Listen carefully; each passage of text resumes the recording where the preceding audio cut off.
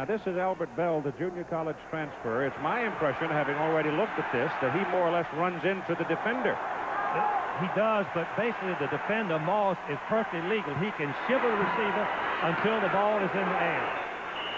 Running play with Lars Tate carrying, and certainly nothing fancy about it. 215-pounder out of Indianapolis just bangs into Rockwell and Hand. And Keith, there are three ways to play the pass and defensive game. Rush the passer or disrupt the patterns. Georgia are very effective at disrupting the patterns, as we just saw. Maybe 2-yard pickup by Tate on the carry. Lovelace is in the lineup, all right for Georgia. Back goes Johnson to throw it. Ball is batted down by Cornelius Bennett. Incomplete.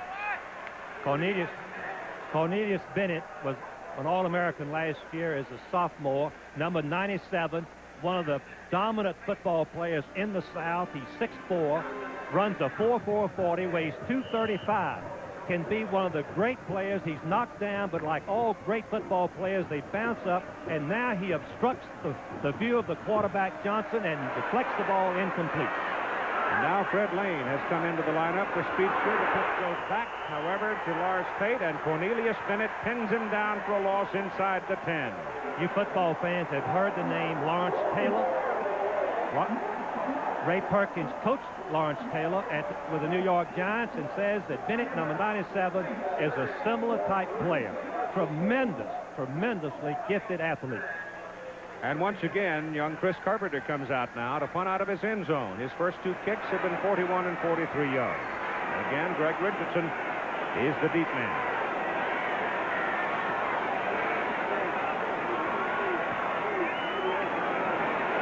There's no pressure. Good high-hanging kick up around midfield. Richardson takes it at the 49 and goes down at midfield. And he is cut down by Keith Henderson, a freshman tailback, after a 39-yard punt. 2:45 to go first quarter. Bennett is now on the right side of the Alabama defense. Great football players are at the right place at the right time. That's a perfect example of Bennett just dominating the play, as he did many times last season. Mike Bobo is in at fullback. Chester Bragg's at tailback, and Bobo on a carry. Big man, 5'11", 220 square. A sophomore from Crossville, Alabama, and he's picked up almost 4 yards on that bounce over the left side. And he's brought down by John Little, who is playing the rover or strong safety. This is the spot that Terry Hogue played to All-American status. Now John Little is doing the job. It's sort of a freelance position. He plays out on the weak side. He's uncovered, meaning no offensive blocker has a position on him, and he can just play the football. Instinct, awareness, that's the name of the game for John Little. Second down and call it 7 as Braggs carries and gets near the 45. They'll be looking at 3rd down and 5. And again, there is the example of that swarming Georgia defense. Once again, as we look at Ray Perkins, again, Alabama has the ball on Georgia's territory, 3rd down. Critical situation we talked about, but Bill Lewis, the Georgia defensive coordinator, is a brilliant football coach, and he defends his opponent with strategy more than just players. A lot of different looks and a lot of different blitzes. Exactly on the 45 for the 3rd down snap. They've got to go to the 40. They're defending this time. 3-man rush. Option play. Outside goes. Braggs pulls it down, gets loose, picks up the 1st down. Good run by Chester Braggs. Excellent blocking by Bobo, the fullback, allowing number 24 Bobo as a walk-on. Junior college player, as Shula is now running the option play, something that they didn't do last year. And now Braggs cuts back inside of the block of the end and the fullback and makes the 1st down. 3rd and 5, critical play for Alabama. Another thing, too, as we come toward the end of the first quarter, the Georgia defense has been on the field virtually the entire quarter, and it's a hot, muggy night. Ball is just over the 40 of Georgia. He's got to take his toll in the 4th quarter. Yes, sir. Shula down the middle with it. Bell throws it in. Perfect throw this time by Shula. And Bell broke his pattern a little sharper and got loose with that great speed of his, and it's a 1st down, Alabama, near the Georgia 23. This is the first time that Alabama has thrown on 1st down. Kind of a gadget play, faking the Statue of Liberty, and Bell is going in behind the linebackers. Georgia linebackers dare not drop that deep. Richardson had decoyed Flack out of the play, and you can see in the middle 5, 6 Georgia players, but the opening, the passing lane behind the linebackers was there. And from the 23, here goes Bobo inside the 20 to the 19. Make it 22. Closer mark there, so you'll have about a 3-yard carry on that play. On that last successful completed pass, Shula showed a great deal of poise and a good strong arm. The coaches tell us that he is strong. His arm is more forceful this year. He threw the ball over the linebackers with enough zing on it that the safety man had no chance to make the play. Weight program and threw it about 55,000 times this summer. Stayed at the school and worked out every day trying to improve his passing. First quarter is over. So after 15 minutes of play, football at the Georgia 19. As we start the second quarter of play, there is no score. It is second down and about 6, and a long 6 for Alabama as Bell goes wide to the right and Richardson to the left, and the Alabama offense has been relatively conservative to this point. This is a blitzing situation for Georgia. Ball is handed off, goes to Bobo, the Mike Bobo, number 24, and it's just straight ahead. Bang, bang, and he moves down to about 15. Here the stats reflect exactly what we saw. Georgia has not made a first down. They've had very poor field position. They have a young quarterback who has never played before, but now we're looking at Alabama with 5 first downs. At the time of possession, 10 minutes for Alabama, 4 for Georgia, but Georgia has kept them away from that goal line. That's the name of the game. They need about 4 on third down. Here comes the blitz again. And that puts them in man coverage. Shula drops. He looks for Bell. He's wide open. Touchdown!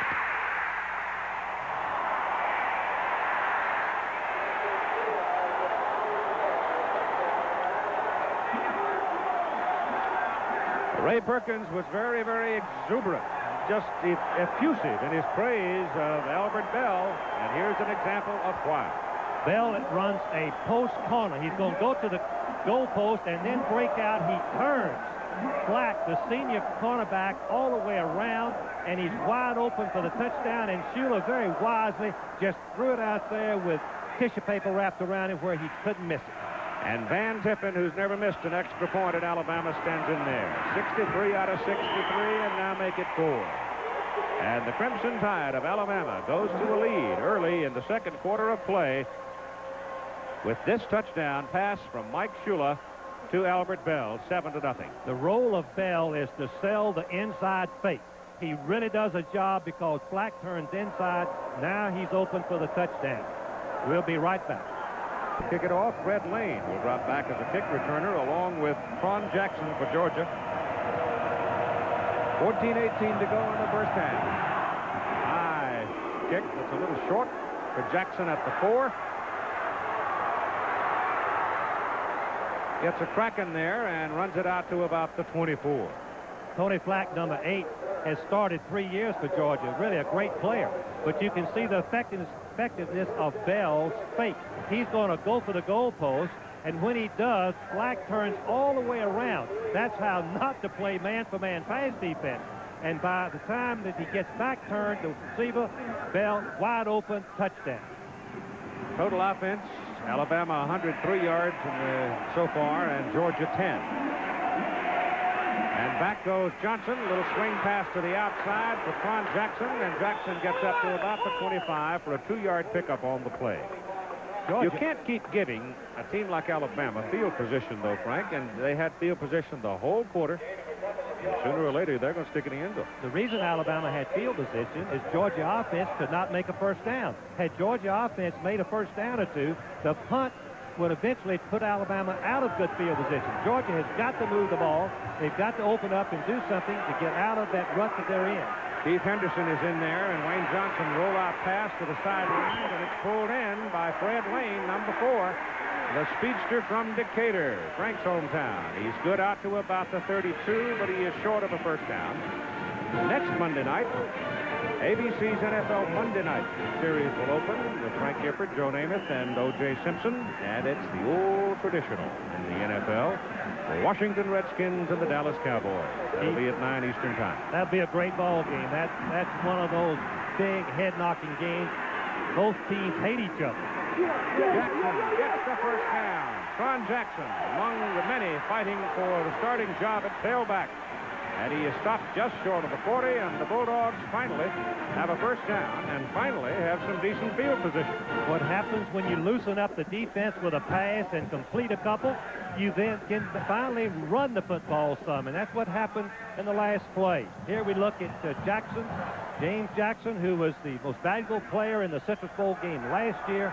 Very talented young man, has been injured with a sprained ankle, but seems ready to play. Tim Worley, another freshman running back, is in there at the tailback spot out of Billy Joe Patton's hometown of Lumberton, North Carolina. And he moves from the 40 out to the 42 and picks up 2 yards. He's another fellow that Vince Dooley thinks is going to be a fine player, 6'2" and 210. They've got very young people, but they've got very big people in those running back spots. They've been able to recruit good running backs since Herschel left.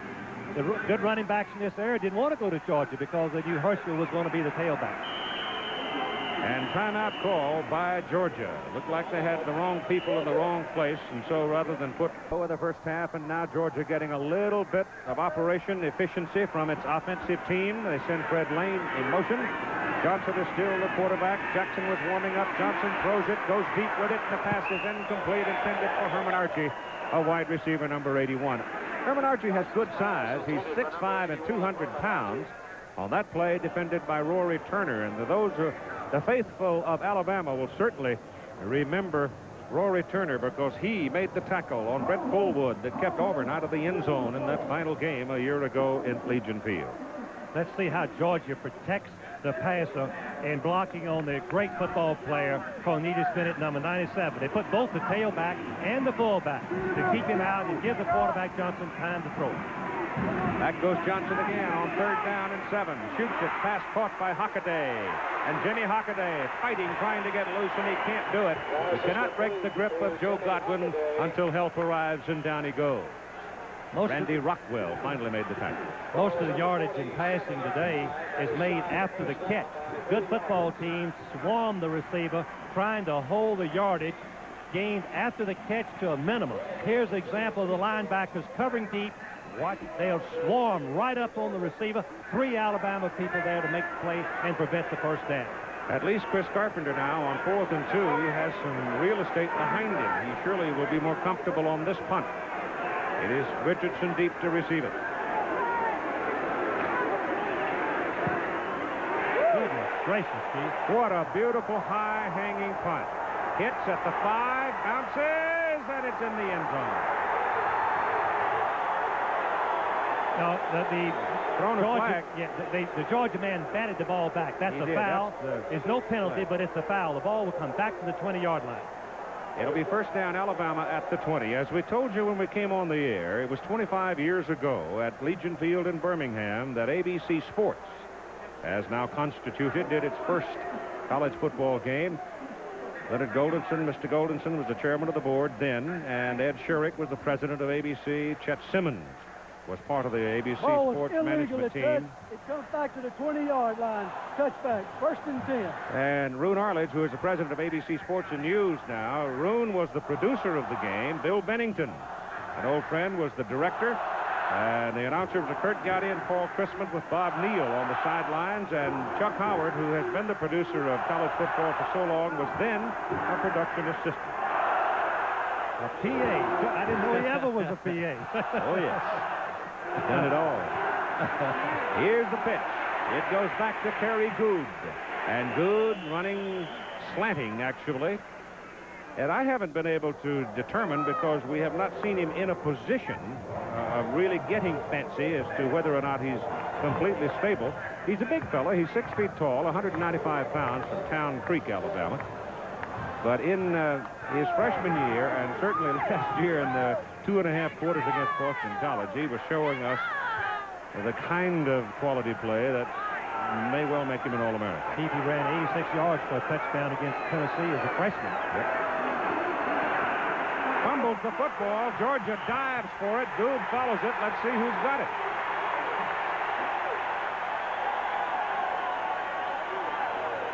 Well, they're scrambling for it, Keith. They're still fighting for it. A tie. Both players have it. It goes to the offense. Oh, that would be a break for Georgia. Taking a while to unwind them, isn't it? Yes. Well, they give it back to Alabama. Kerry followed the ball.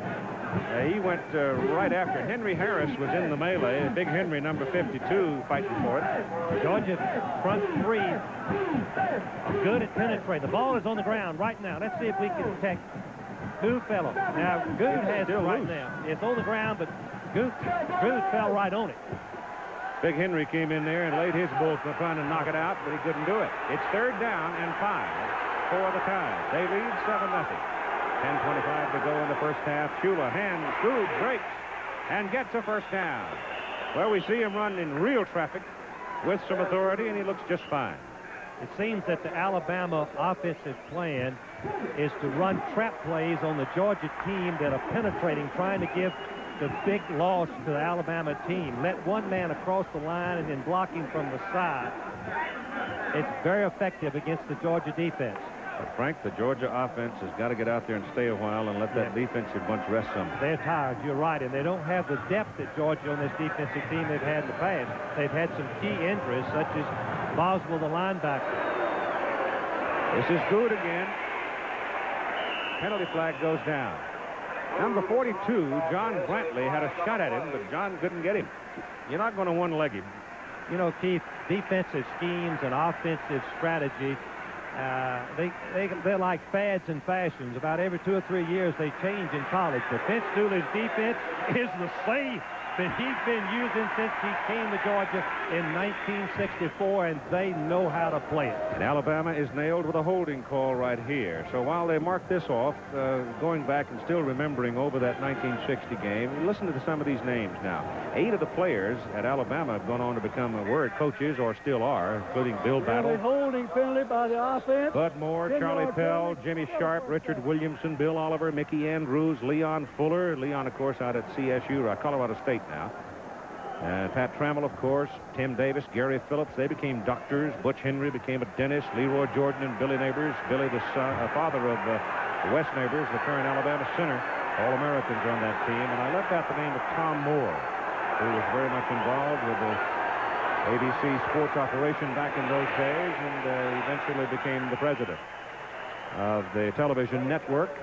And there are just so many people that you can remember from 25 years ago, and it's fun to watch and see how so many have gone on to success. Was that the 61 Alabama team or the 1960 team? 1960. Yes, that squad went on and played in the Bluebonnet Bowl, played Oklahoma in the SMU in the Bluebonnet Bowl, and then we played them in the Sugar Bowl when they were national champions the next year. Right now, Alabama, after being hit with the big penalty, looking at 2nd down and about 17. The football is resting at the 24, and here comes Chester Braggs, number 30. And Braggs has jumped on number 57, diving in there, Kenny Sims for Georgia. He's out of Greenville, South Carolina, and a 5th-year senior, helping on the play Bill Mitchell. Here are some of the players who lost their jobs, at least temporarily today. Jimmy Zorn cut by the Seattle Seahawks. Jack Thompson cut by Tampa Bay. Bob Avellini cut by the Jets. Pasarcik cut by Miami. Of course, Marino is back there now. Ron Springs is cut by Dallas. Goodness sakes, look at that. He was a starter last year. Yeah, Peoples, of course, cut by Detroit. There's Reese and a number of others. You look at them. I got to watch what's going on the field. It's 3rd down and 13. And now Shula, not liking, he talks to the head man. Well, here's what Ray Perkins says about young Shula. He's bigger and he's stronger. He's worked extremely hard. He's one of those guys that's stayed around campus there all summer and went to summer school and worked extremely hard through the summer, and it's really paid off for him because he's throwing the ball much better. He's got a lot more velocity on the ball, and he's sharper mentally than he was last year at this time. He's a lot better quarterback on the field general. He's a lot better at that. An unusual call on 3rd down and 13 as they run a draw with a fullback, Craig Turner. He gets field blocking on the left side. He caught Georgia flat-footed. He runs for a 1st down out of the 42. Georgia had showed the blitz, then they backed out, and as Keith said, Turner just broke outside of where the play was designed to go and made the 1st down. Georgia was in a perfect defense to play it. They just didn't make the play. Make it the 41. And Alabama with another 1st down. 7:50 to go, 1st half. The defense of Georgia stays on the field on a hot night. And Alabama keeps pounding at them. Braggs carries there, gets short yardage. And when Alabama is pounding on you, let me tell you why you get tired. Johnson, 270. Gilmer, 250. Neighbors, 250. Condon, 240. Rose, 275. And the people behind them aren't much smaller. Well, Neighbors, the center, was second-team all-conference last year. He's the son of the All-American Billy Neighbors, and the Georgia coaches tell me if you watch him block, you'll say he's the equal of any in America. Second down and 7. The ball squirts loose off the snap. The official is taking time to unpile the players. Georgia thinks they've got the ball.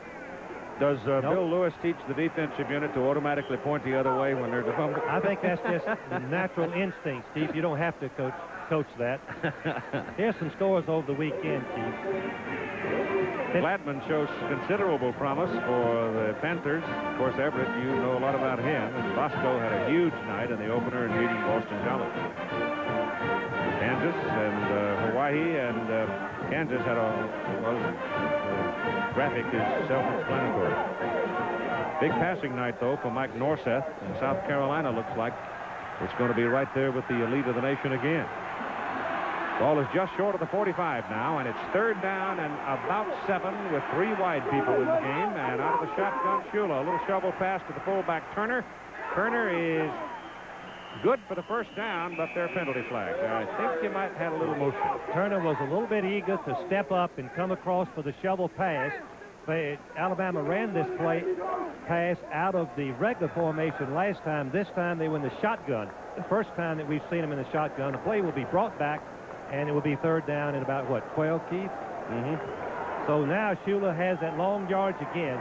Watch Turner on the middle of your screen, the bottom of your screen, I should say. Number 44 steps up ahead of the snap. Have illegal motion, 5-yard penalty.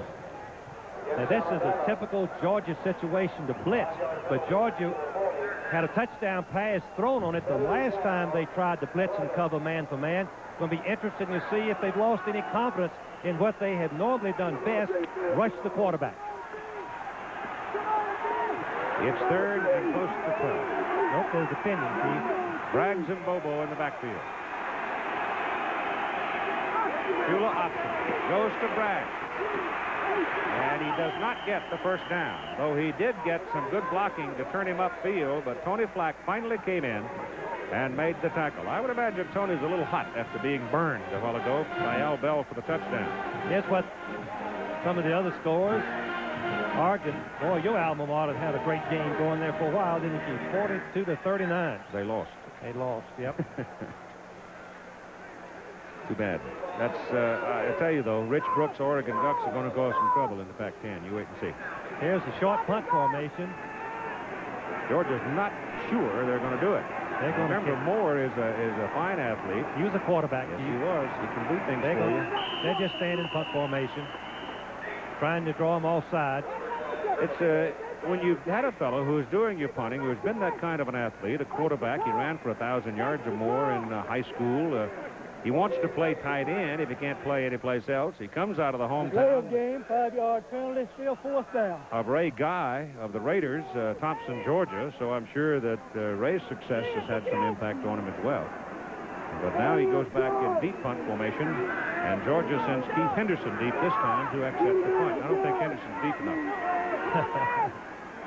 He'll be high enough he can go back and catch it if he kicks like he did before. It's a high snap. Good thing he was 6'4". Boy, that's a hanger, isn't it? That's a fair catch. Oh, that's a... Takes an Alabama bounce, and it is down at the Georgia 17. Keith went out of bounds on the 30. Did he hit up there on the hit right on the bounds. Yeah, So they've marked it out up at the 30-yard. Georgia's may change. James Jackson is in at quarterback now, hobbling around on a sore ankle in the Citrus Bowl. He was voted the MVP. Lars Tate and David McCluskey behind him. Jackson, good speed, good arm, goes to the sideline and misses the intended receiver. It was Cassius Osborne, a sophomore from Statesboro. Jackson is not the biggest fella in the quarterback competition at Georgia, 5'11", 175, but he has great mobility, and he has a tremendous arm. Georgia will change their offense with a running quarterback. Jackson is an excellent runner. He averaged over 6 yards a try rushing last year in the Georgia Tech and the Citrus Bowl, 2 games that he played. Second down and 10 from the 30.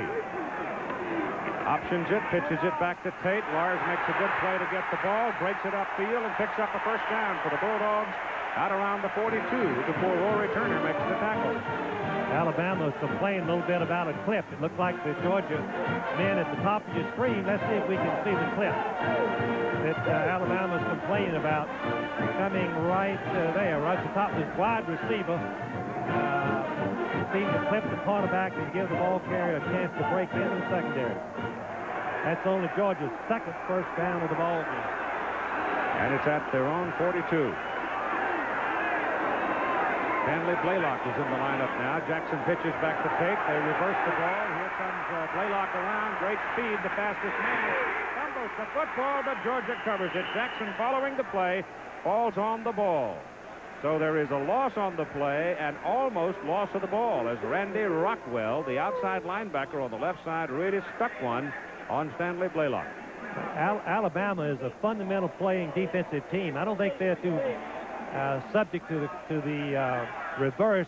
And you see Bennett, number 57, knock the ball right out of Blaylock. Oh, Rockwell, number 57. Rockwell. Yes, 57 Rockwell, the 189-pound defensive end. From about the 32, Jackson gets good protection, goes down the field with it. Hockaday, first down inside the Alabama 25.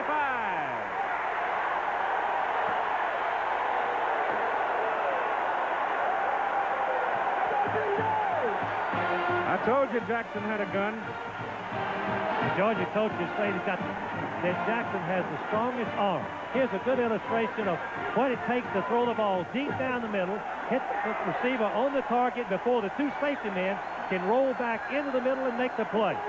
Excellent, excellent execution on the part of the Georgia team. Jimmy Hockaday, the flanker, gives them a first down at the Alabama 24, far and away their greatest penetration. And the ball goes to the ground as Tate dives for it, and penalty flags are thrown in the hump. So Tate never really had a handle, and Lars was just diving after it. And the flags. Holding Georgia.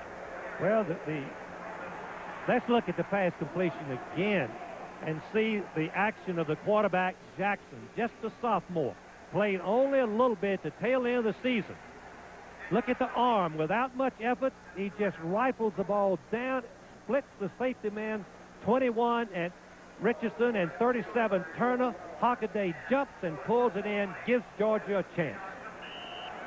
But the holding call backs him up outside the 34. Antoine Jackson goes in at tailback now behind McCluskey. He's the best pass receiver, the tailback. They need 20 yards for the first down. The ball is handed to the up man, and it is McCluskey down to near the 20. Boy, Keith, that's the advantage of having a fullback who does something besides block and run short yardage. McCluskey was a tailback last year, had a 7-yard average, although he didn't play very much. You can see he has the running ability. He sees the cut, the opening, and he knifes back and makes the big game. Ball inside the 21.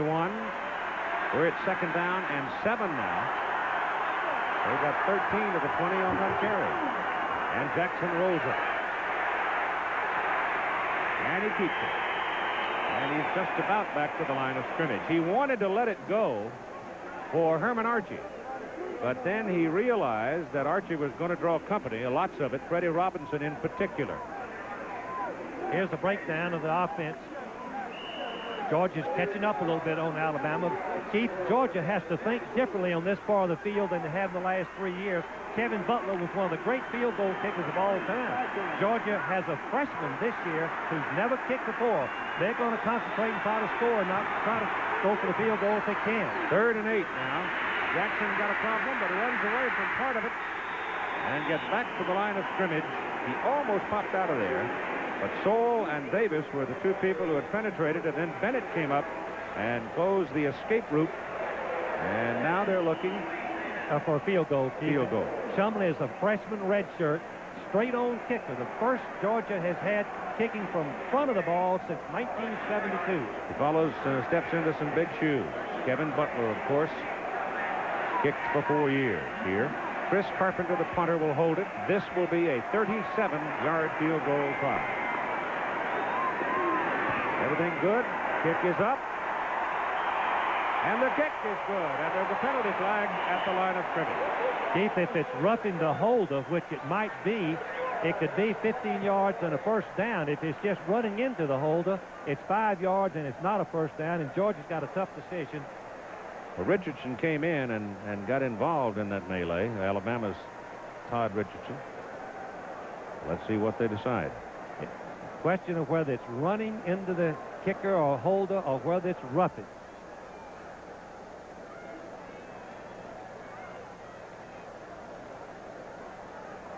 Well, it looks like it. I think they're going to eat the flag. Well, they talk. Refuse it. Never take points off the scoreboard. Right. I agree with that decision. They could have accepted it, but in doing so would have taken the 3 parts off of it. So 7-3 now as the Bulldogs get on the board. Roger, you've procrastinated long enough. Now's the time to insulate. It'll mean a warmer house this winter, potential savings on your energy bills. And Roger, don't forget the federal energy tax credit. It runs out at the end of 1985. Plus, get a fall outing gift free for insulating with CertainTeed fiberglass insulation. So, Raj, get off your hammock and into your CertainTeed dealer now for complete details. Because nobody rewards you like CertainTeed. When the big Q flows, America goes. Hey, that truck runs and we don't. Only gets Big Q. Quaker Steak. You can depend on number 1. Fuel pop, they start with Pennsylvania grade crude. Nothing like Quaker Steak. Unique formula. Stable viscosity, keeps the oil flowing, protecting you, no matter what. No substitute for quality. I got 2 great partners. Quaker Steak. The big Q stands for quality. Always has, always will. Save up to $2.40. Maybe win a new Corvette. See retailer for details. CFA football action keeps on rolling as highly touted Nebraska takes on Florida State. Saturday, live at 3 o'clock Eastern on ABC Sports.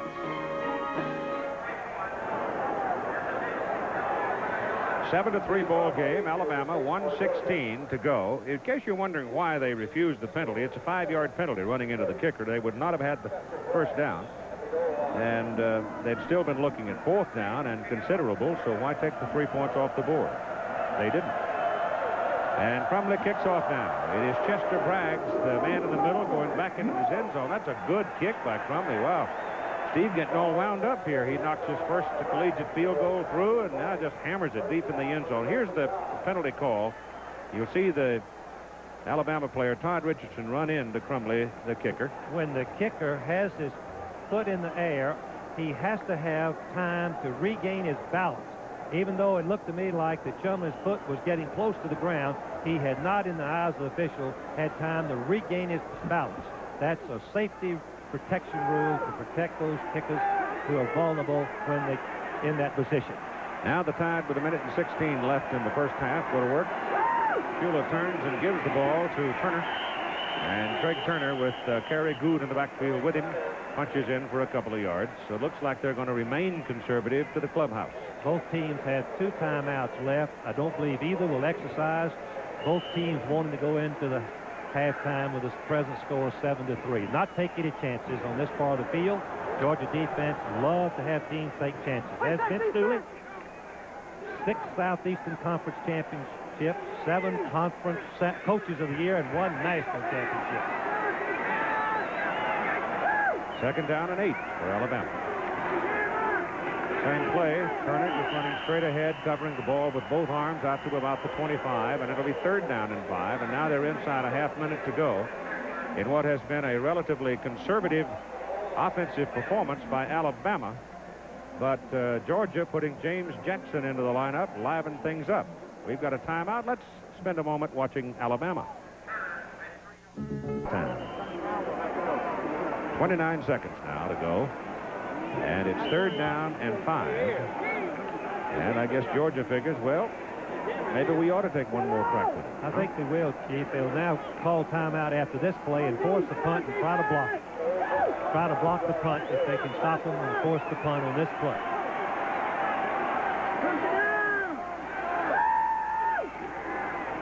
Good with the ball. And Georgia buries him now. Do they call time again? Yeah. Yep. They've got 23 seconds. And you know there will be 10 red shirts on the line this time.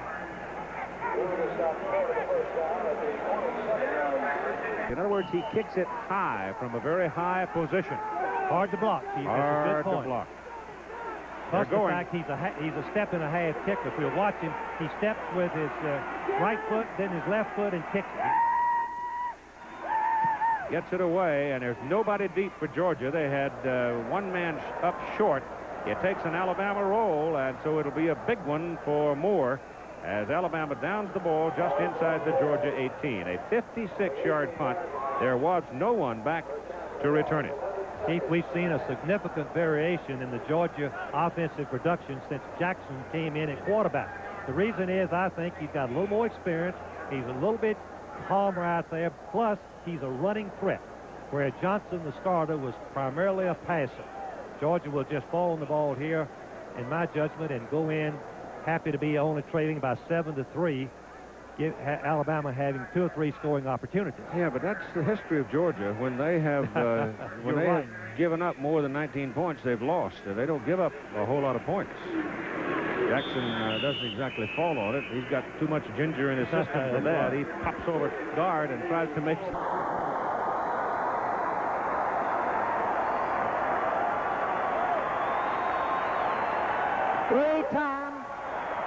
Three-time All-America tailback, the Heisman and Maxwell Trophy winner, hero of the 1980 national champions, number 34, the goal line stalker, Herschel Walker.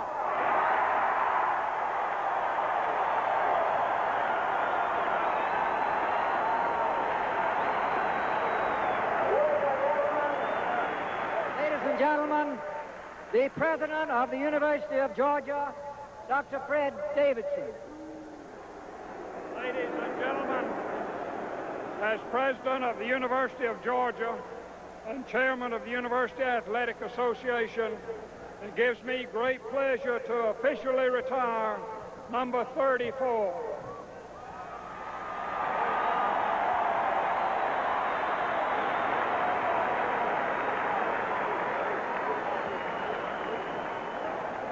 Ladies and gentlemen, this is an honor that I don't think words can speak for. You know, they've always stated that everything starts at home, but I think everything started with all of you, because people help to make people, and I think all of you have helped to make me, and I think this honor is going to stand for more than Herschel Walker on the field. I think it's going to stand for Herschel Walker as a person. Most of all, I think it's going to encourage me not just on the field, but in life, to be my very best. Again, I must say thanks for everyone, because without this, there's nothing possible.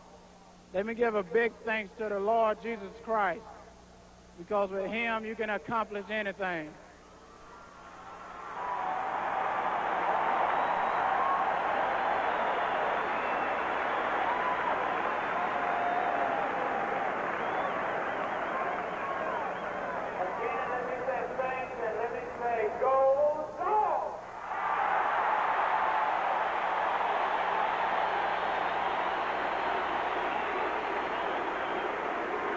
Thank you, Herschel Walker.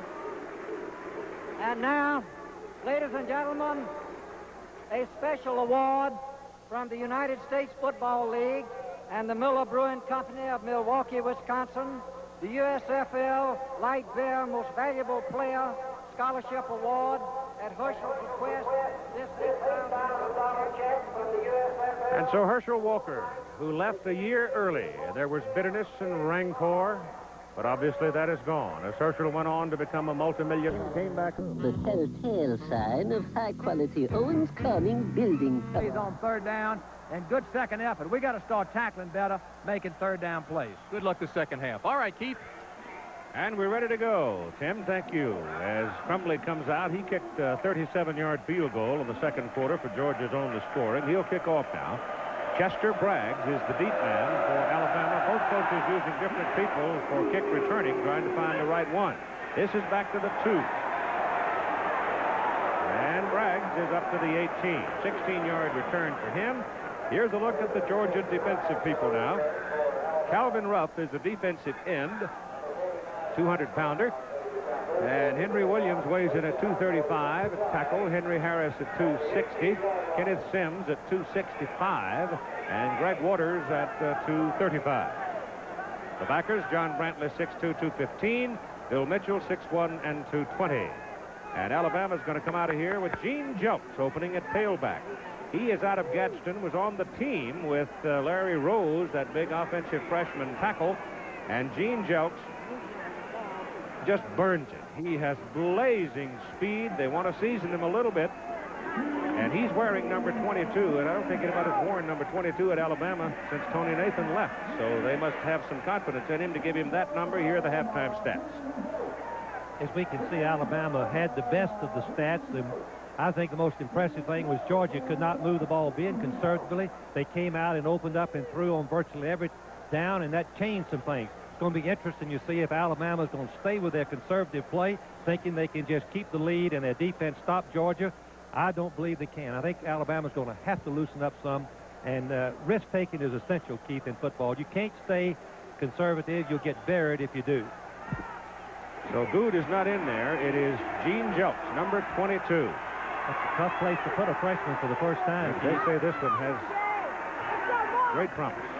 They give it instead to Craig Turner, and Turner trying to loop outside with it. That was a mistake. He ran right into Greg Waters, and Waters put him on the ground. A senior from Swainsboro, Georgia. And there's a loss on the play of a yard. The offensive front for Alabama, the same that started the ball game. That's going to be a loss of about 2 yards, so make it 2nd down and 12. The Georgia secondary, Gary Moss, number 3, is Texan. And Michael Willis is the other corner. Strong safety of the Rover is John Little and Tony Fleck. On 2nd and 12, Shula hands it off again to Craig Turner, the fullback. And this time Jelks gets into the melee and took a couple of pops trying to block. So now we might see him get the football now that he has been warmed up a little bit. Cincinnati beating St. Louis 4-1. Pete Rose 0 for 3. He needs 6 more to break Ty Cobb's record. And ABC will interrupt regular programming when Pete Rose does break Ty Cobb's record. We'll show it to you, regardless of the time of day or night.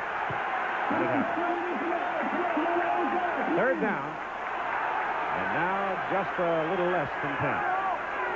Alabama's run on 3rd down before. And they do it again. So that's a very conservative series to open the second half. They run the fullback 3 times, and now they're going to punt it. Keith, you can get buried trying to be conservative against Georgia. I want to say this. I've been watching Georgia play for many years, and I don't ever remember a team beating them running the football. You have to mix it up. The preordained sequence of run, pass on 3rd down won't cut it. Now it's up to Moore to kick Bama out of a hole. Otherwise, Georgia could have very good field position for its first offensive possession of the second half. Georgia has 3 backs back to handle the punt. He did good. It's high and hanging, not as long as we've seen him kick. Moss kick.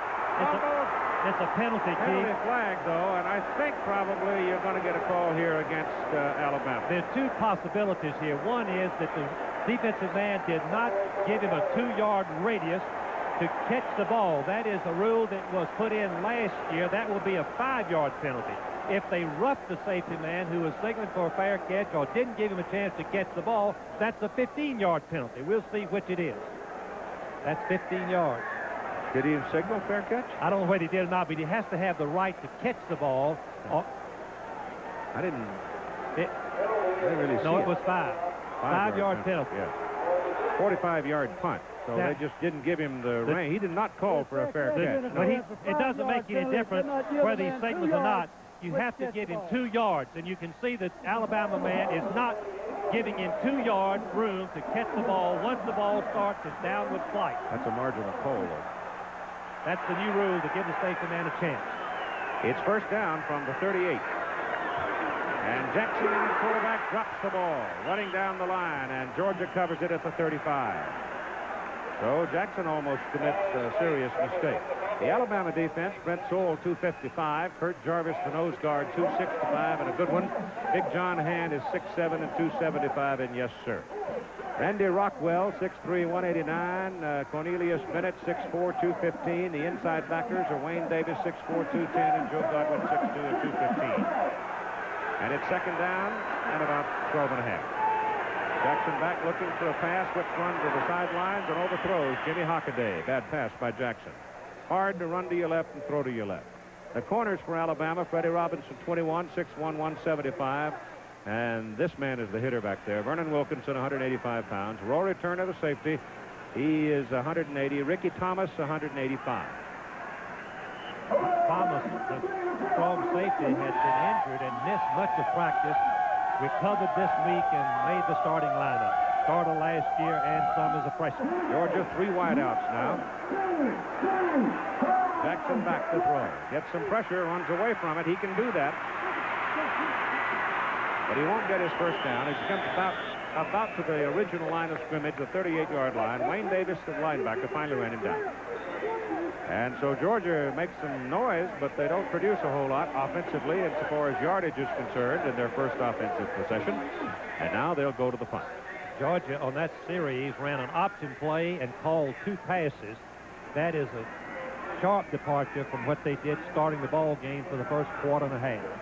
Chris Carpenter's in to punt. His last kick in the first half was a 51-yarder, his long one of the night. This will be his 5th punt of the night.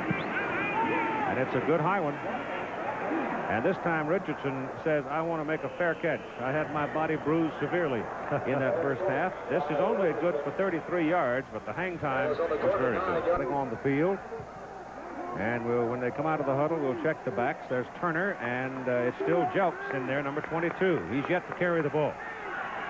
Last time, the fullback carried it 3 times. And they punted. Jelks has got it. Bounces outside. He can run, picks up 7. Tony Flack brings him down. He just kind of cruised it in and zip outside. Keith, I was impressed with his first college carry. He showed the speed. He showed good presence of mind. The blocking wasn't there to cut inside. He faked inside and then outran the Georgia secondary and the support to the corner and made 7 or 8 yards. That's the first good gain Alabama's made circling the Georgia defense. Second down and 3. Ball just over the 35.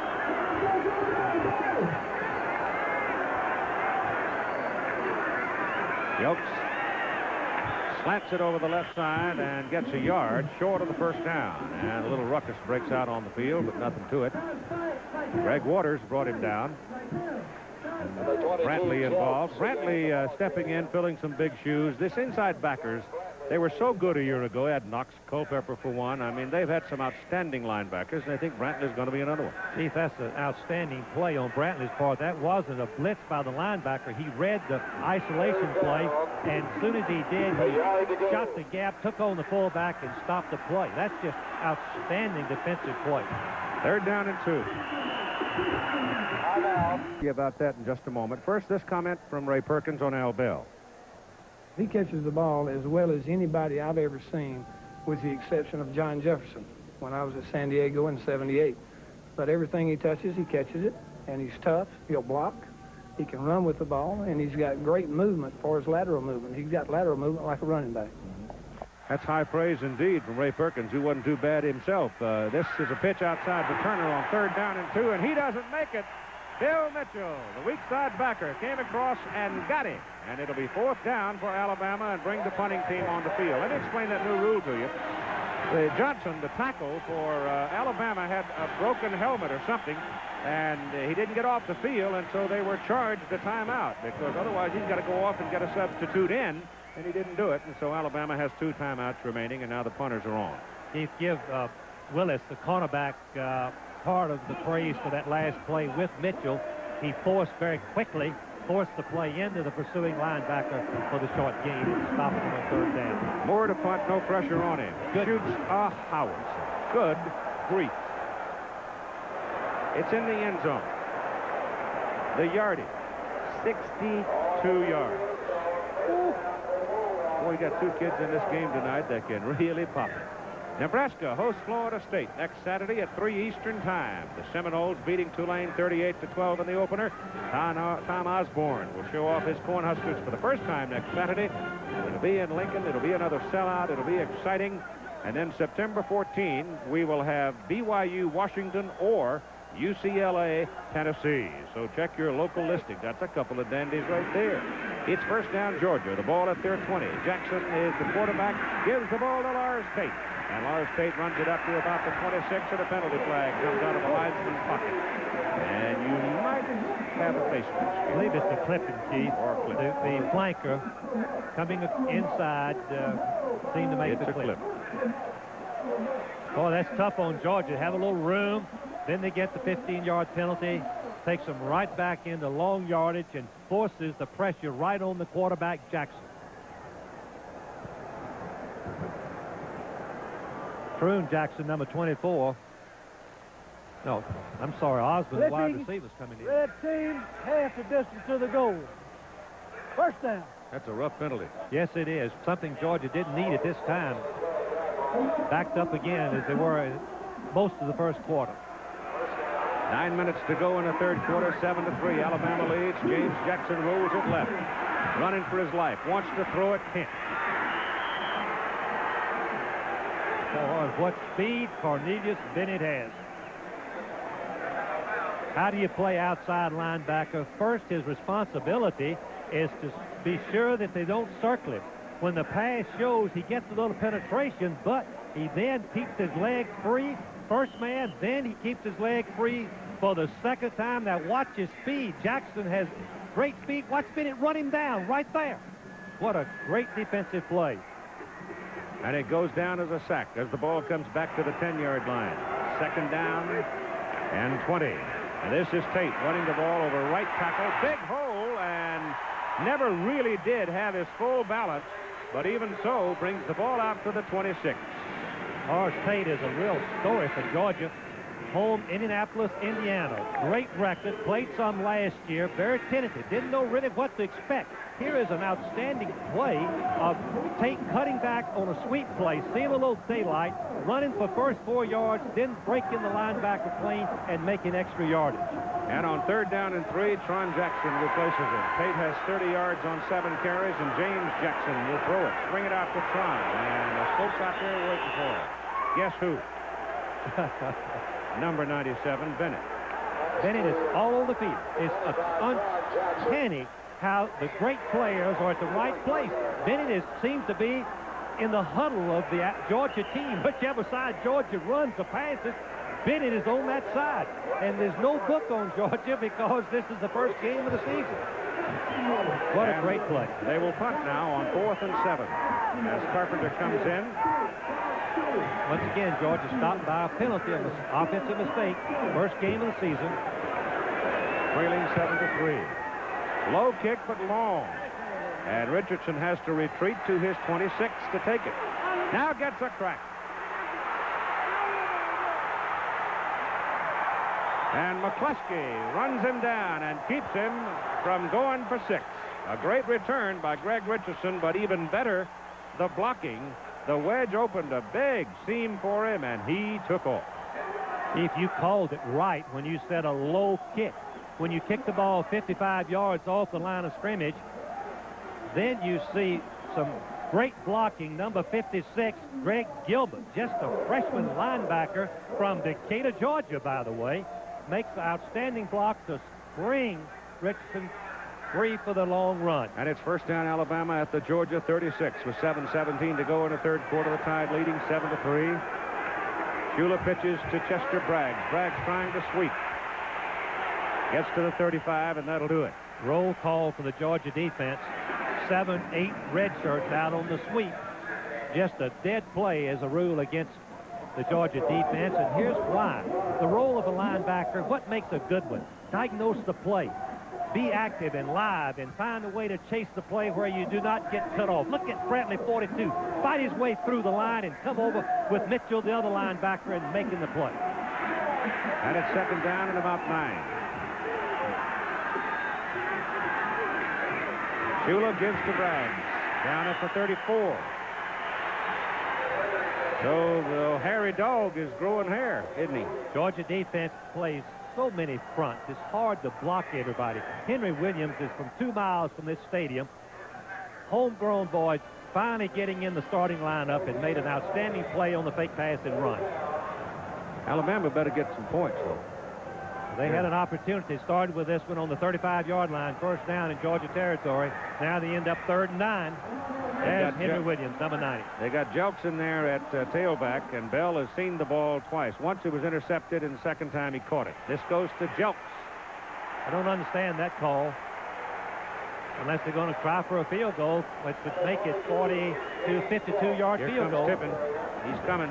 He kicked a 52-yard field goal last year in the Alabama-Auburn game, Keith, which was the difference in the ball game. He's 15 out of 20 last season.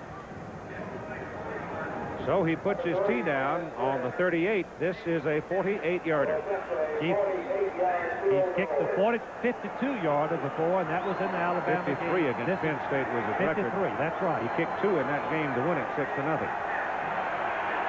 The holder is Larry Abney. Plenty of leg. Good. That might have been dead center. There's no wind tonight, virtually none. I mean, the flag is hanging damp and limp, and he didn't have to worry about any Kentucky windage on it. He just belted it and drilled it right down the pipe. What's America's newest bundle of energy? The new Energizer. Van Tiffin from Red Bay, Alabama, will kick it, and Georgia will have deep Tron Jackson, number 25, and Gary Moss, number 3. Not too deep, but it's high. Moss.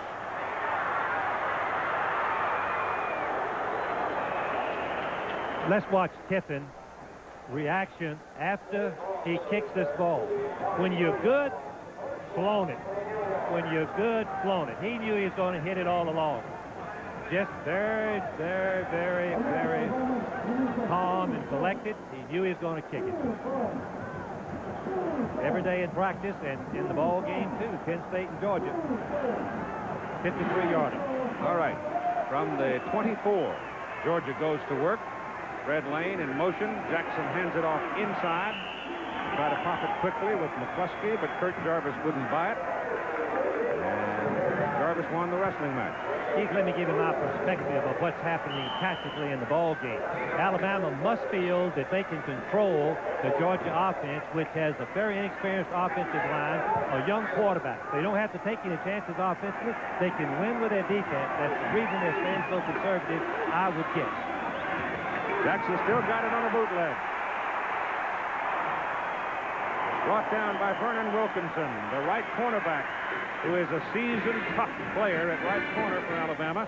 But James Jackson got his first down. This was one of those bootlegs that translated means naked, Keith.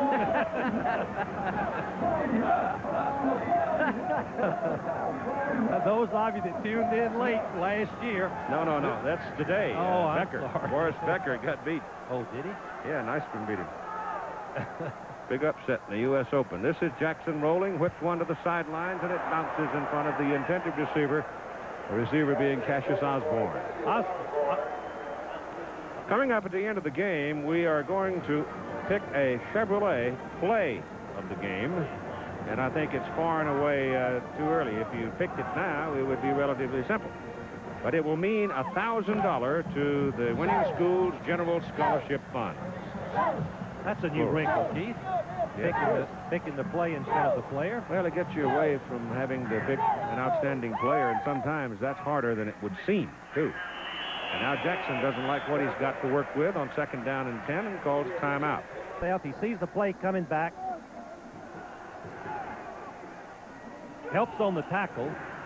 And then his teammate, Wayne Davis, falls on the back of him. I guess is the only thing it could possibly be. Number 58, Wayne Davis. 3rd down and 10 now. James Jackson looking to throw it. Penalty flag down. Jackson running is knocked out of bounds across the field. And we'll see about the flag. Ricky Thomas, the strong safety, was the man that came all the way across the field with Jackson and ran him out. And it looks like a call against Georgia. That'll be holding, and Alabama is likely to refuse the penalty since it'll bring up 4th down and 10. A moment with Tim Brent. All right, Keith, they've got Cornelius Bennett on the Alabama bench here behind me. They're working on him. Now, when he came out after that last offensive series or the defensive series on his behalf, he had cramps. They worked on those. He's got cramps again, and now they're cutting the tape off his ankle. They think that that might be causing the pressure that's cramping up his calf, but that's what it is. It's cramps on Cornelius Bennett. Keith, you take your fingers and pinch your upper lip, and the cramps leave. Oh, stop. Yeah, I'm not kidding. Pinch your upper lip, and the cramps will leave you. That's all you have to do. You go down there and tell Cornelius that, and the trainer would beat you to death with a stool. Sure, I'm telling you. A roll of tape. Have a cramp in the bed, I pinch the upper lip, and it leaves. We did that on our team in Arkansas. Oh, I'm not kidding. I'll try it. Next time I have to run the stairs. Give me the result. Carpenter's in to punt. Gets it out pretty well. Richardson back, catches it, and runs back about 3 yards with the return. That was a 39-yard punt by Carpenter and a 5-yard return. And here again is Tim Brent. Hey, Keith, I'm with Walter Lewis, who played in this Alabama offensive scheme. Are you concerned at all, or are you a little bit surprised at the conservative play calling? I'm not surprised. Coach Perkins has a lot of young players out there, and having young players, you want to give them a chance to do what they can do and not put them under a tremendous amount of pressure. Very quickly, in your first game, Ray Perkins, was he conservative in the play calling, and did he open up later? Yes, as the season went on with me, under Coach Perkins, we opened up our offense a whole lot. You know, the first game, you're kind of jittery and what you can do, and you limit yourself a little bit. All right, Walter. Keith. Mike Bobo carries. And he picks up a couple of yards on the play from the 30 out to about the 32. The Alabama coaching staff just believe they've got complete control of the Georgia offense. I think we should point out that Georgia's offense has a very young, inexperienced offensive line, a quarterback that's played very little, a tight end that played defense, running backs that are very young, inexperienced, so maybe they've played it just the perfect way to win a tight ball game and walk away with a victory. Shula keeps dives short of the first down by a yard. That was the 40th Alabama rushing play of the night. Cardinals lose to Cincinnati. Browning beating Andujar. Andujar was the first, second, I guess, to go to 20, wasn't he? And the Mets will pick up the game if they can stay with that big push it over San Diego in the 3rd inning. 3rd and a short yard. Georgia has won these short yard situations before. Not this time. Good dives over the top and picks up enough for the first down. Georgia's next game will be Clemson, and Alabama's next game in 2 weeks will be Texas A&M, Birmingham. I'm sure Jackie Sherrill, who played at Alabama, is looking forward to that game. Well, a chance to come back home, and he feels, and there's some heat on Jackie. Without being fancy about it, Jack's got some pressure on him to produce something akin to a winner down there at A&M this year. Well, you make that kind of salary, which I wish we had. I had, but Shula, left hand's one downfield. Pass is caught. Pulled in by Mike Bobo, but it's a possession-type pass, and there's a penalty flag thrown. Could be roughing the pass. Dave, that's what it was, Keith. It seemed to me it was a very close call. Certainly don't want the pass of the quarterback to get hit in the face.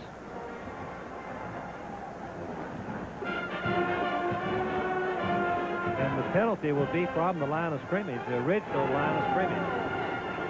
It'll be 15 yards against the Georgia Bulldogs. This is the second penalty they've had for roughing the passer.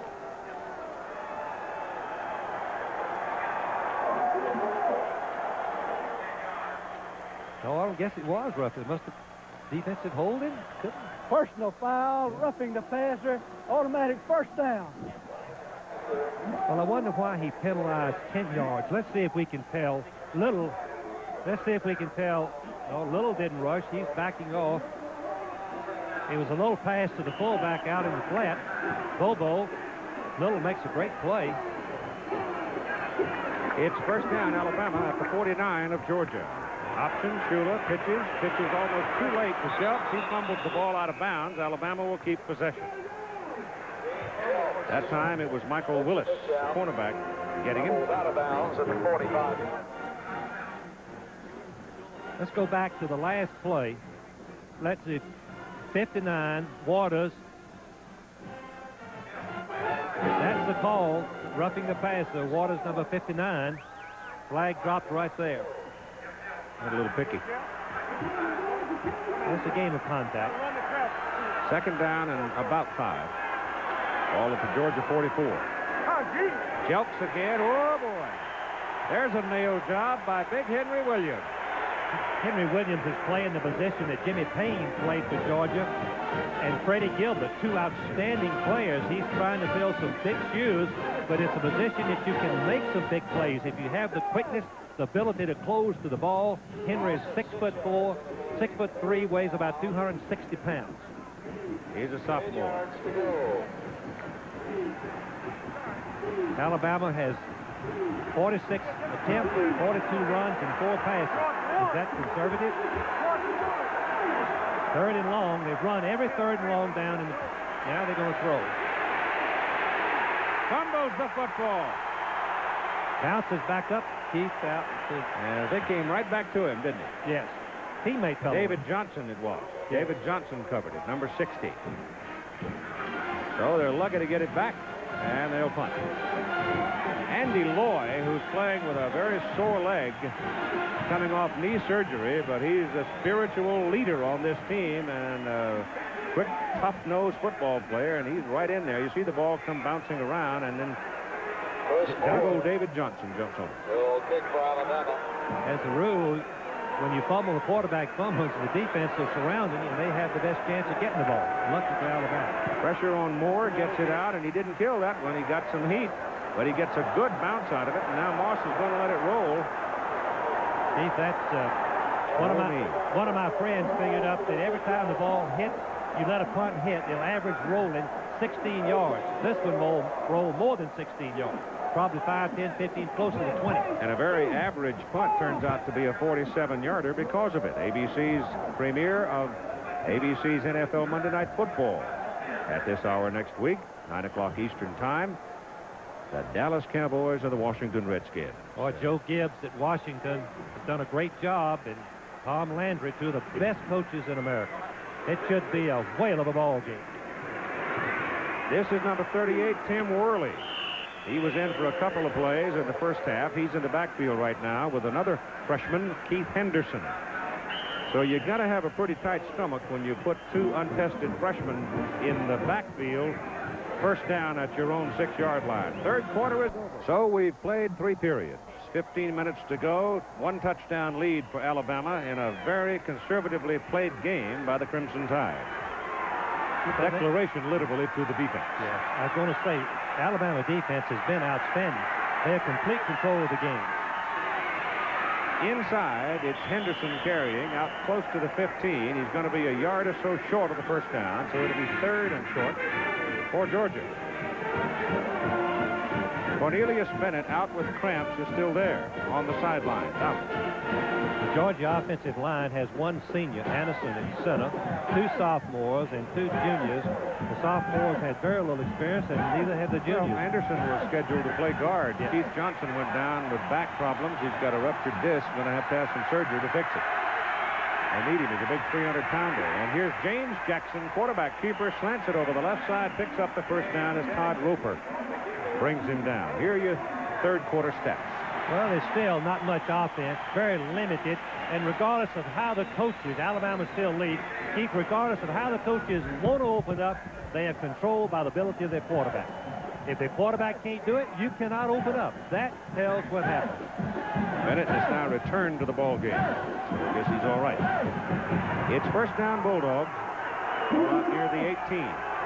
James Jackson drops the throw, gets it off deep, way downfield, and too long, intended for Osborne. 5'10", he threw it about nearly 60 yards, Keith. He has that rifle arm. 3rd and long, 2nd long, he just turned and threw it. Nobody was open. Threw it over everybody's head. Jackson, the quarterback. Osborne running with Rory Turner. Really hadn't gained much on him. They were pretty much shoulder to shoulder. Jackson let it go. Last year, Alabama was last in the Southeastern Conference in total offense, and Georgia was ninth. And it all stems from what you do with your quarterback. How much ability do you have there? Whether he can play a major role and take the load, make big things happen. That pass is thrown into the air conditioner on the sidelines, incomplete. One thing that Alabama's defense has done is taken this Georgia crowd right out of the ball game. Yep. And that was important for Ray Perkins. You give credit to that Alabama defense. Bennett, Hand, Jarvis, Sowell, Rockwell, Wayne Davis, I understand, Goddard, but all it takes is one freak play that could turn into a big play, and you're tied. Well, that's what happened in the Cotton Bowl game. Texas had a chance to be national champion. 3 field goals, 9-3 was the score. And then the fumble punt. Georgia took it in 10-9. That's what they play for. That's been the Vince Dooley formula for a long time. They're well short of the first down on Tim Worley's carry, and in comes Carpenter to punt again, and the Alabama receiving team comes back out with Richardson dropping for them. Carpenter's punting tonight. He's been busy. He's had 2, 4, 7 kicks. In the nation last year, the two teams have averaged close to 400 yards passing, over 370 yards per game between the two teams. I'd say tonight we're way behind that average. Gosh, what a kick. Look at that. He's really hanging, don't they? Richardson tries it. Bad decision. So they buried Greg Richardson well back around the 32-yard line with 13:01 to play. Has credit for 14 tackles. He's a senior, Keith, and been steady for the last 3 years. First down, Alabama from the 33. And up the middle goes Craig Turner, who's had a big night for the Tide, and he runs for a first down to about the 48. I think this time they must have moved Sims out, didn't they? Well, they trapped him, meaning the center block's one direction. Number 7, let's see, Sims is 57, the center 54. Neighbors is blocking him. Boy, he made a nice block, and that opens up the hole to the other side for the trap play for a nice gain. Good block by Neighbors on Sims. Turner now 13 carries and 53 yards, and penalty flags as Kerry Gould carries on the first down from the 48. Alabama jumped the gun, Chief. They were too eager to get after that Georgia defense. I just don't see Alabama taking any chances as long as that defense can play like they've played so far, and the kicking game can hold up with Moore doing an outstanding job, the freshman redshirt. Dead ball foul, illegal procedure, 5 yards. Still first down. And 15.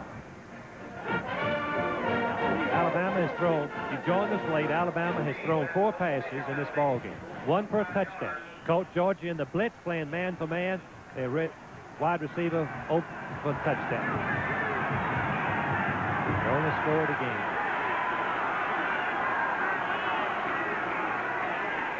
This is Good surging back in there to about the original line of scrimmage, the 48.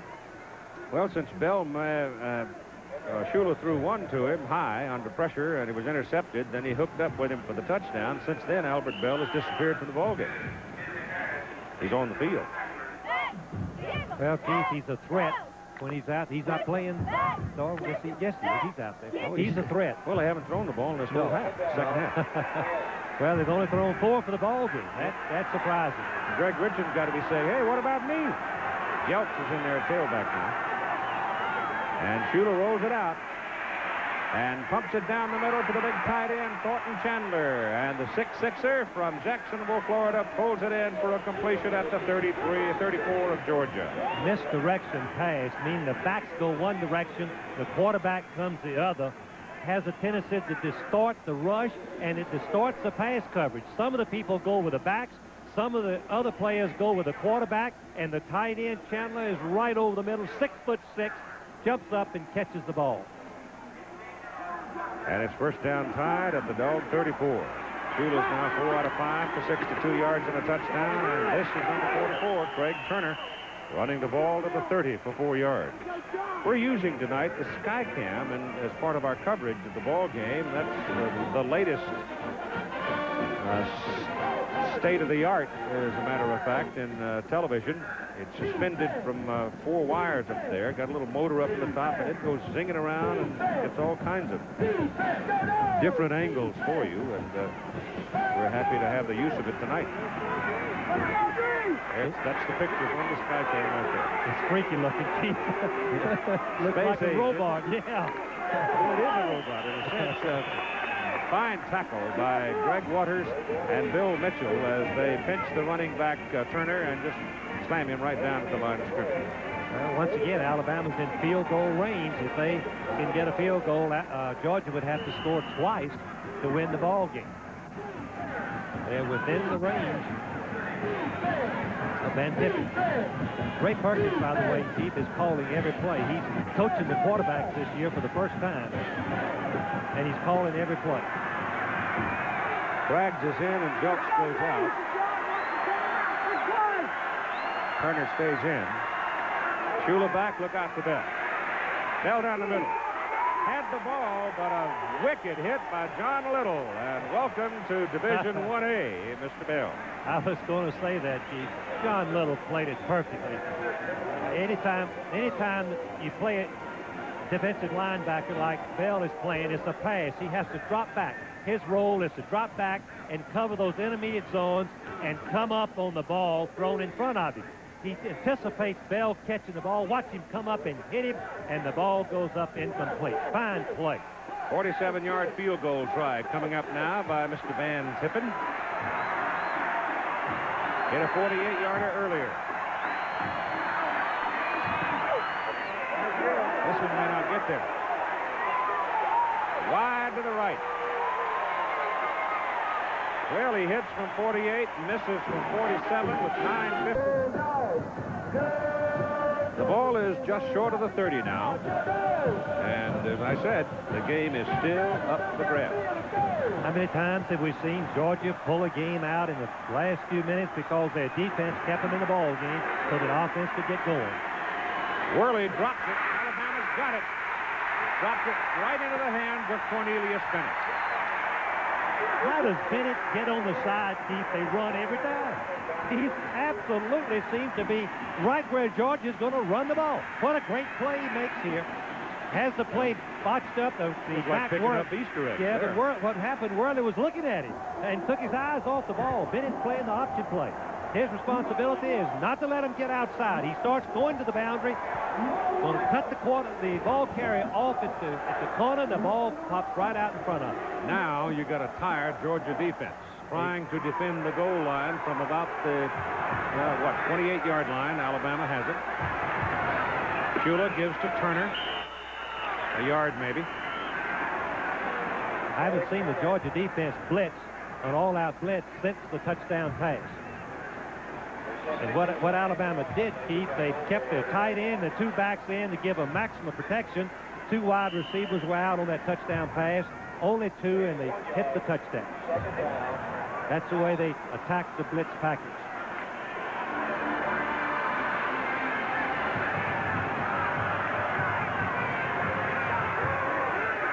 Well, they're not loading up this time either. Turner picks up the ball and just puts his head down and keeps on trucking. And he's going to have about 5 on that carry. Shula was shocked when the ball came right through his hands and bounced, and Turner happened to be going in the right direction. This is uncanny. The ball bounces right there, and Turner, what an athlete. He didn't slow down at all. He picked it up and made a nice gain. Could have been a break for Georgia. Georgia hasn't had many breaks so far tonight in the ball game. Well, they haven't earned them either, Keith. That's right. Moon coming up. 8:51, just inside the Georgia 24. Shula back. Looks for Bell, throws to the corner for Bell. He catches it. He's out of bounds. No TD. Moss was with him, and Bell veered to the outside, and when he made the catch, he was off the playing field. Bell ran right by Moss, the defensive cornerback. A little inside fake just to delay In fact, ball stays in his back pedal too long. He let Bell get too close to him. Should have turned and run with him. He doesn't have the speed. Should have given him a little more cushion. Georgia is lucky the pass was out of bounds. His Right on the came line. down right on the chalk, it looks like. And so the Dogs dodge a bullet, and here comes Van Tiffin back into the ball game, and this is a 41-yarder. He missed a while ago from 47. He's got this one on the way, and it's good. So he's kicked 48 and 41 and missed from 47, and it's now 13-3 Crimson Tide. Tiffin will now kick off. Alabama holding a 10-point lead, and time remaining is 8:38. With Moss and Jackson, Jackson deep for Georgia. It goes to Moss at the 6. Well, he had a little daylight, but he is knocked off balance and goes down around the 24. Here's Tim Brent. Keith, we just talked to Cornelius Bennett before he went back on the field and tried to find out what he is keying on, how he is lining up and why. When Georgia comes out in a split backfield or a regular set, then he goes to the tight end side. When they come out with 2 receivers to the same side or twins to that side, he'll go to that side, which is pretty much what outside linebackers do on the strong side anyway. But the defensive coordinator has been gambling. He's been taking chances, and if he has a feeling that he wants to move to the weak side, he'll move Cornelius over there. But pretty much it's been basic to the strong side. And Wayne Johnson returns to the quarterback position for Georgia. Quan Jackson carries, trying to go around the corner. And number 34, Ricky Thomas, comes up and denies him. Keith, let's put the game in perspective from a coach's standpoint. Alabama felt that they could win. A win is a win first. Perkins needed this win desperately, and he felt as the game progressed, I'm sure, that his defense had control. Let us keep Georgia backed up. If they make a mistake, we'll get a touchdown, and Georgia has not shown anything where they could score on Alabama. I think, you know, that they had the plan pretty well worked out. Now Georgia's in the position of where they've got to throw the ball deeper than they threw it right there, but Johnson delivered a bullet, and the ball was caught by the tight end Wycliffe Lovelace, and Rocky Rockwell and Joe Godwin are both there. Now watch, this ball is pretty much into coverage. It's a curl pass with a split end going deep, and you're right, Keith. 57 Rockwell was right there, as was Godwin, the linebacker. 3rd down and 2. Georgia is 1 out of 11 on 3rd down conversions. Johnson rolling out is close to it, but it won't get it as Bennett denied him, as Cornelius Bennett once again, right place, right time. Bennett, again, responsibility, defensive end. Watch him delay the tight end, Lovelace, from going out. No wonder everybody says that Bennett is another Lawrence Taylor. He's bigger than I think Lawrence Taylor was at this time of his career. Bennett weighs 230, 6'4", and runs a 4.4 40-yard dash. That is a dominant, gifted athlete. They bring the change out to see precisely how far they are from the first down. Georgia's going to have to go for it. Well, they got Carpenter on the field. Well, they'll take him out. My judgment. It's a half a yard. They got no choice. They've got to go for it. 6:57. Risk-taking is essential at certain parts of the game. If you don't, you wait too long, it's too late. Doesn't do you any good. Well, they're going. It's a smart thing to do. If they get beat 20-3, what's the difference in 13-3? They need to win this ball game. Georgia lost 4 games last year. They've only lost 6, Keith, in this decade. All right, they've got Lars Tate in there at running back. Wayne Johnson is the quarterback. And Keith Henderson is in there along with McCluskey. You figure McCluskey probably, huh? Yep. Nope, it's Tate. And he's got the first down, I think. Looks like they'll mark him very close to the 35. Good call, Keith. He's the first down by 3 inches. Well, you saw now Tate took the ball, took a step and a half left, and then cut back. Instead of giving it to McCluskey where he could just pop in there, but McCluskey was in a posture where he was looking straight at Kurt Jarvis and John Hand. So the reason maybe it was a good call. The reason for that, to get an extra blocker. McCluskey becomes the additional blocker to pick up any leakage from the blocks of the line. Now Johnson's back. Fired. Good. Good throw, Keith. Good Sherman Archie pulled it down. That one had some heat on it, didn't it? Threw the ball right between the linebackers, rolling to the left, Archie curls to the inside, trying to find the deep opening between the linebackers and the front of the safety. Number 21, Robinson. Archie made a good catch, going back against the grain and catching it. Ball is near the 47 of Alabama. First down with 6 minutes to play. Ron Jackson in with McCluskey now. They're still throwing. Dump it off. Hockaday. Another Georgia first down. Close to the Alabama 35. Keith, I'll never forget the Penn State game when Georgia didn't do anything and scored in 15 seconds before the half, moved 80 yards. This is a delayed play where Hockaday waits and fakes a block and then comes off the block. The linebackers have dropped very deep, covering the wide receiver. Excellent call. 4 straight now for Johnson. Too high. Off the one stretched hand of Herman Archie.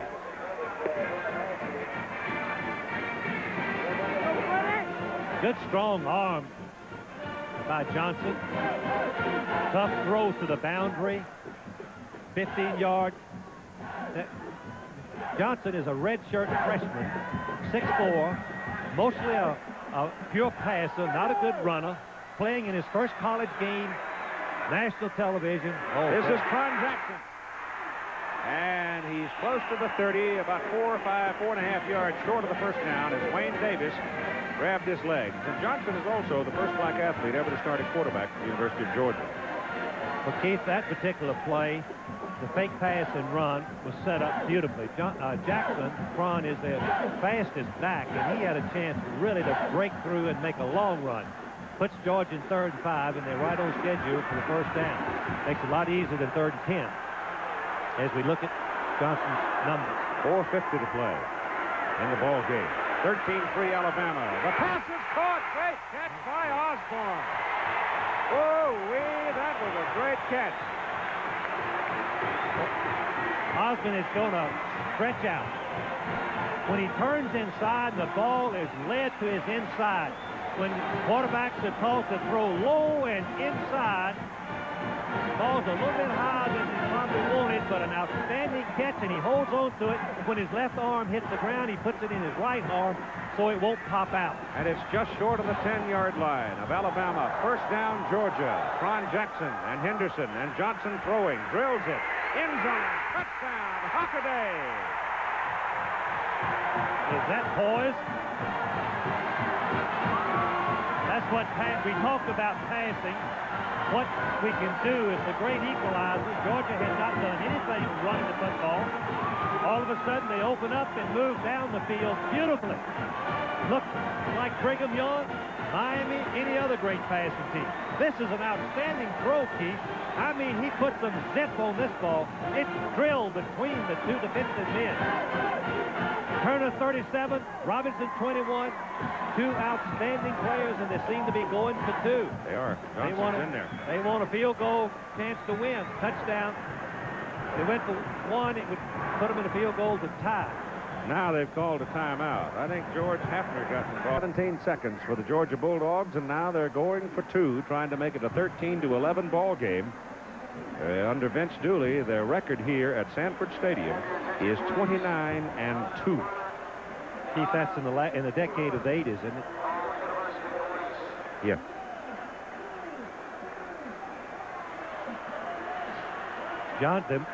Georgia will move the ball to the left hash mark so that they can have more room to the right. They've got Henderson and McCluskey in there. The crowd official, 81,277. Well, I was told all the tickets had been picked up. Had sort of tacky weather around this part of the country. A lot of rain yesterday, and it was rainy again this morning. But it cleared up in the afternoon and got quite warm. How about hot? Yeah, how about hot? Let's see if Hockaday's the man here. He comes wide. Archie comes wide. Henderson in motion. Johnson rolls to Hockaday's side. Throws in the corner, and it's no good. Intended for Keith Henderson. Had his hands on it, but it was a little out in front, and he couldn't stretch to it.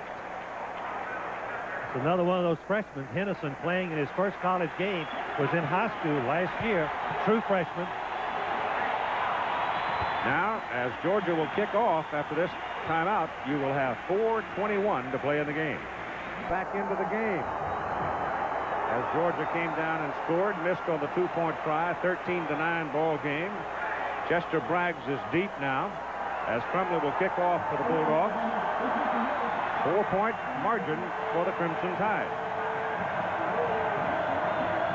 You feel, I know, Frank, that Alabama now must get a little more fanciful in their offense. I don't believe they can sit on the ball with the way Johnson looked on that last drive. I think Georgia has found them a quarterback. Alabama had 1, 2, 3, 4. Now they're lined up perfectly. High kick going to the goal line, a yard deep. And I think he made a good decision. Puts his knee down, and they'll come out to the 20. Now it's up to the Georgia defense to position themselves to win the ball game. They've got to stop Alabama on 3 plays, force the kick, then they'll have good field position. Now it gets tight. The old coaches get tight right here. and this is where the advantage of Ray Perkins of calling his own plays. He doesn't have to turn to the signal caller and say, I want to do this. It's up to him. He makes the decision. He has the grasp of the offense. He'll make the play. He can call it right here. Whatever he feels is best. Here comes the crowd. Boog and Turner in the backfield behind Shula.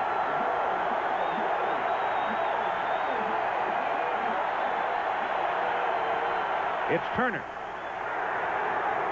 3 yards. 57, Kenny Sims. Big long arm took his feet out from under him. Georgia has, what, 2 timeouts, Keith? Is that one? Both teams have 1 timeout remaining. Alabama lost 1 on that equipment charge. Looking at the wrong scoreboard. Doesn't have it on that one. That's the reason I couldn't find it. 2nd and 7. Big play coming up. Gives it to Kerry Good. And Good is to about the 27, so it'll be 3rd and 3. Play selection so far in the game. Alabama, 58 plays, 51 runs. Henry Harris, the nose guard, came close to taking that handoff off of Shula's hand. It was a trap play where they let him across the line, and then we're going to block him, but he was so deep, he nearly took the ball right from Shula. Oh, is this the big one? This is the key for Georgia right here. Timeout. Well, the crowd got into it going into the commercial break. 3rd and 3. 3:08 to play. 4-point Alabama lead. If they don't make the first down here, they'll have to punt it away. Georgia is bound to get pretty good field position out of it if they handle the punt. And the crowd is in the middle of it.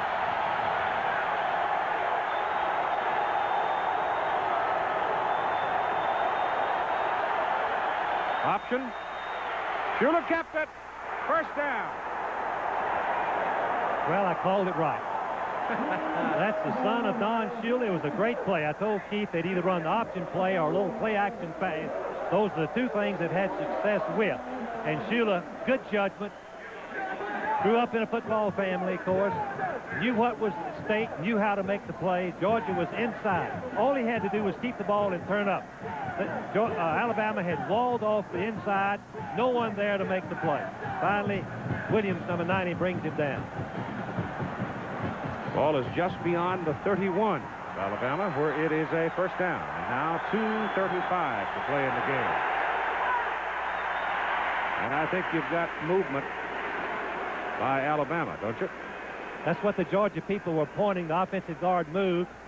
Now, Keith, in the college rules, after a penalty, when the clock is running, will start as soon as the team is ready.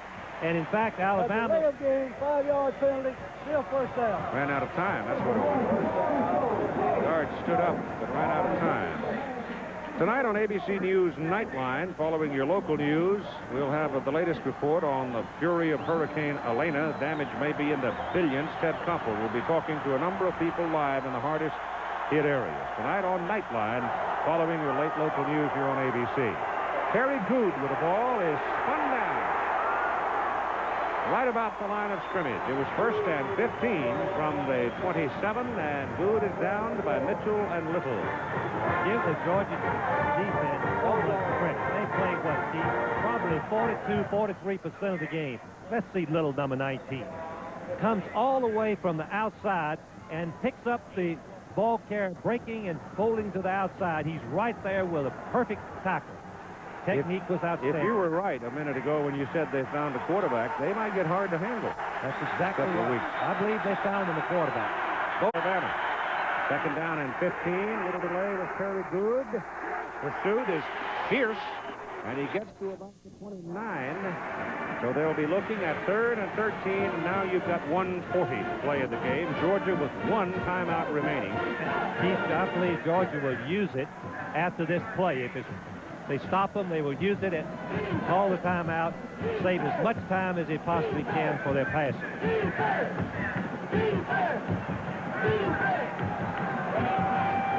Alabama's beautifully taking the time. 7 seconds on the clock.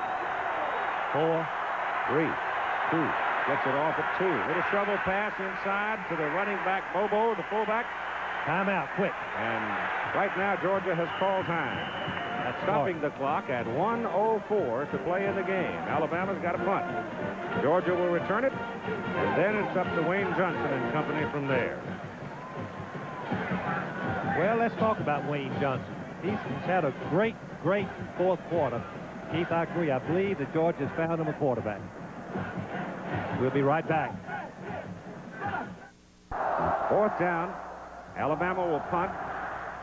Deep man for Georgia is Fred Lane. He's a junior. He's a speedster. He's a wide receiver.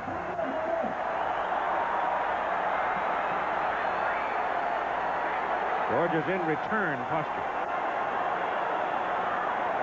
They don't show they're going after him, but not with. Oh, it's blocked!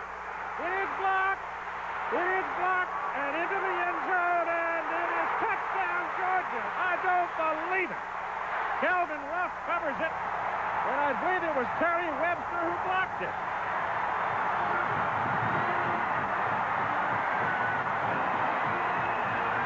Unbelievable! How many times have we seen Georgia? The flag for the team running out on the field. Yeah, because of the celebration. 15-yard penalty on the kickoff. Listen to the crowd. 50 seconds to play. The Bulldogs block a punt and get a touchdown.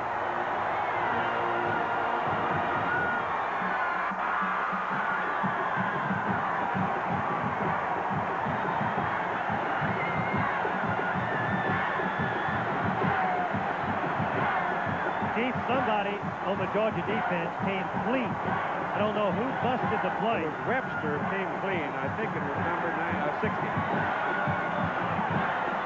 Might have been Henry Williams, 90. 60, Webster. The extra point is good. Crumley knocks it through. It's 16-13 Georgia.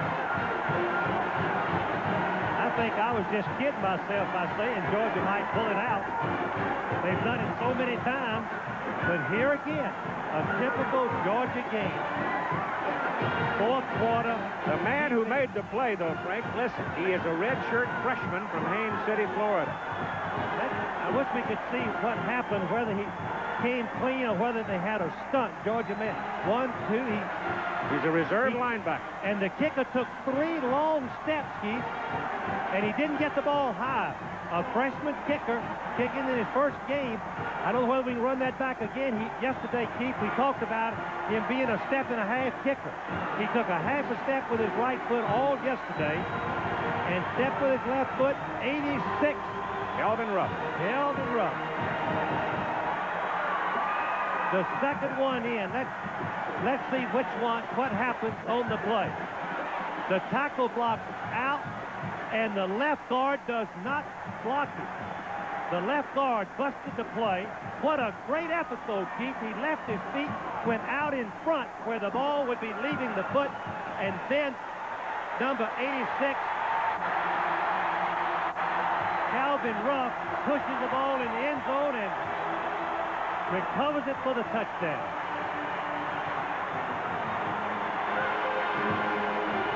Well, mistake. First ball game. As we look at Ray Perkins, must feel like the world has come down on him. Had the game won, a mistake in the foot kicking game.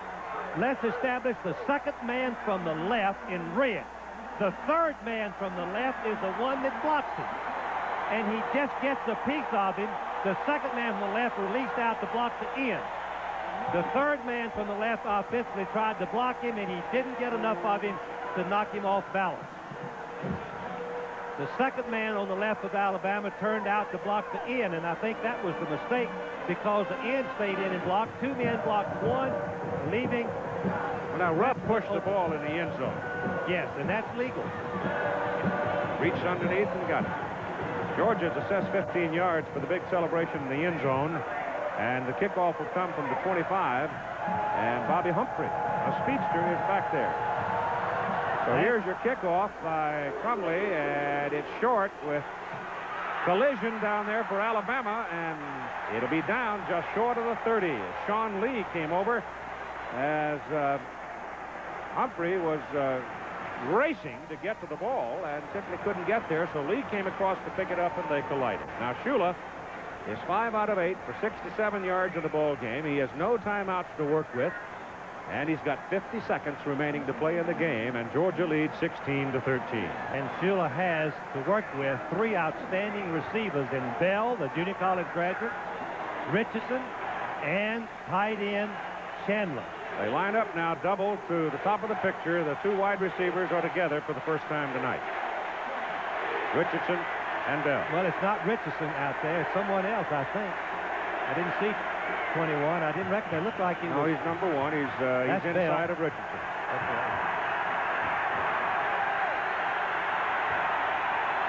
Good comes in motion, becomes the third wide man on the left side, and Shula throws it as far as he can for Good, and it's too long. Now, Bell and Richardson are going to come back, and they will talk with 44 seconds remaining. It looked to me like that Bell was all by himself down the middle. Georgia was playing man for man. Brantley was covering Good out of the backfield. Here's the person who blocked the kick, number 60, Webster. Redshirt freshman. Is he happy? What a great point. He's Walter Mitty right now. And he certainly is. And you said that at the beginning of the ball game, who would be the Walter Mitty today? He has to be it. Shula back, gets some pressure, steps away from it, throws the ball to the sidelines to Richardson, steps out of bounds, up at 45 for a first down, and you've got 36 seconds to play in the game. Alabama must keep in mind a tie obviously is better than a defeat as Richardson pushes deep. Remember, the situation is such as Georgia is playing everything deep, forcing the receivers up in front of them, gives Richardson a chance to catch it and step out of bounds. And they can tie it with a field goal. That's what I was going to say. Well, they take a tie right now. Yes, they would take a tie. First down, ball just short of the 45 of Alabama. Yelps, another speedster in there. Shula getting good protection, gets it away. Bell's in the middle, and he's down at the 30, and now they're within Van Tippen's range. And the clock stopped with the first down. Alabama has a chance to get up on the ball, Keith, get their play call. Shula is giving them the play, hurry up offense, telling everybody where to go. The clock will start as soon as the chains are set. Shula 59 seconds. With no timeouts, Keith. Here's the blitz. Richardson breaks to the sidelines, has the ball, steps quickly out, inside the 20, out of bounds at the 17, first down Alabama. 20 seconds. What poise Shula is showing. I think Georgia is giving a little bit too much cushion. They're giving the receiver 8 and 10 yards, and the situation is such they ought to be playing, I think, like they did early in the ball game, right up on top of them. Now, Keith, if Shula should get sacked, somehow they're going to have to line up quickly and throw the ball out of bounds to stop the clock. They won't have time to get the field goal kicker in the ball game. They've got to be real careful here. I'd throw it in the end zone from here, wouldn't you? Yes, sir. He's open. Bell, and it's touchdown. What a great performance by Shula. It was a pick play. I'm not sure it was an illegal pick play, but the man covering Bell was blocked off by an Alabama player or one of his teammates. And he came perfectly clean, wide open down the middle. Georgia being in a blitz, man-for-man coverage. Shula goes the ball. Incredible drive by the Alabama Crimson Tide as Mike Shula with no timeout. And the people who made the big catches for them were Greg Richardson and Albert Bell. And Bell gets his second touchdown of the night. He caught 4 passes for 78 yards and 2 TDs, and Van Tippen nails the extra point. And with 15 seconds to play in the ball game, it goes back the other way, 20-16. So what had been at times an almost boring college football game in its conservatism and its mistakes in the early season suddenly explodes here in the waning moments, and the teams come up with remarkable efforts. Keith, let's watch Bell, number 1. It seemed to me that this man got screened off. Well, I couldn't see right there. The linebacker was covering him, and that is a mismatch. I'm not sure who that was covering him. It looked like it was a linebacker, 86. See who's covering Bell. Bell is lined up in left, goes in motion, and Georgia has to adjust their defense. Right there, number 16, Willis, tried to collision him, and Bell escaped him, had the ability to escape junior college right out of Kansas, never played a varsity game, had the credentials to be the outstanding receiver or player in junior college last year. Came to Alabama and is a hero in the first college game. In that drive, Mike Shula was 4 out of 5, 71 yards, and he hit 4 passes in a row to Tippen. What a finish. Here's the passing game, what we talked about before, Keith. Colleges today, it's just impossible to have a dominant defense if you can run and throw. Both teams came out throwing in the fourth quarter and moved the ball down the field to score. At ease, Keith, pretty much at ease. Yep, seemed like it. 15 seconds remaining as Tippen hits it toward Fred Lane. Well, if he returns 2 it back yards. for a touchdown. Sideline. Out of bounds at the 25 or thereabouts. And Georgia now will have 8 seconds. And Georgia has 1 timeout remaining. Well, Alabama has come back and won a big ball game that will have lasting effects. Indeed. It will last the effects. entire season. Look at Mike Shula. What a tremendous. We said earlier that he's got to make things happen if Alabama is going to have a great season. He made things happen, and there's the dejected. You suppose Don Shula's happy down in Miami? I bet he's You not sitting better down believe it. How about Mama? Wayne Johnson fires the ball incomplete. Pass interference on Bennett. And a flag at the feet of the players involved. Osborne defended by Bennett, and you're right, it's against Bennett. 3 seconds to play as we look at some happy Alabama. Put into perspective, Alabama was 5-6 last year. The last team in statistics in the Southeastern Conference. Shula has to make the play. He won the quarterback role in the spring. Frank, there's no controversy. When Georgia was involved in their celebration down here, the Georgia Bulldogs were assessed a timeout. There was no indication, at least that I saw, that they had been assessed a timeout. So, point being, Georgia has no timeouts remaining. And you know the 15-yard penalty of the Georgia team celebrating. Against the defense, automatic first down. So we had a double foul by the defense there. Well, Keith, let's go back. The 15 yards was critical for the Georgia team celebrating as if they won the ball game. Sure. And they would penalize 15 yards on the kickoff and gave Alabama a little bit better field position.